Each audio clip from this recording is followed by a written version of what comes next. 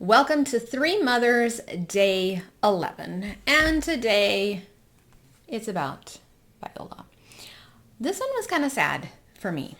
So I found a calendar from 1982, and it's one of those, I think, little free calendars you get at the bank.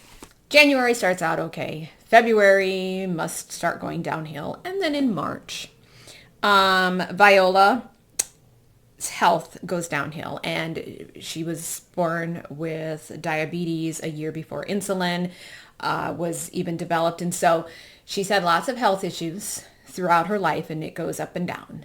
She'll hit periods of years when she's younger where everything is good, and then she has a setback or whatever. Well, in March 1982, she goes to the heart hospital. And then March 11th, she comes home from the hospital. So she was there for about a week. And so let me summarize, and I kind of summarized what all happened here. Then Thursday, then in April, so she lasts a couple weeks. Then at the beginning of April, she falls in the hallway. And I remember this because it was right around Easter, and I have an Easter card that came from them. And I thought there was a letter in there. I can't find the letter anymore where she fell.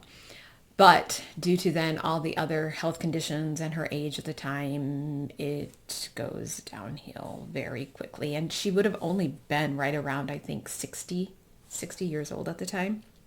She falls in the hallway, and that leads to an infection. And so then she goes to the hospital on April 26th. She has surgery April 28th.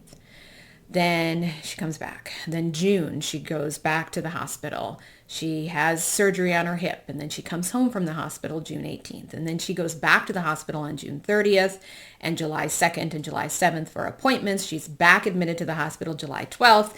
She has surgery on her colon and her bowel on July 15th. She comes home from the hospital July 27th. And then August 10th, they take her back to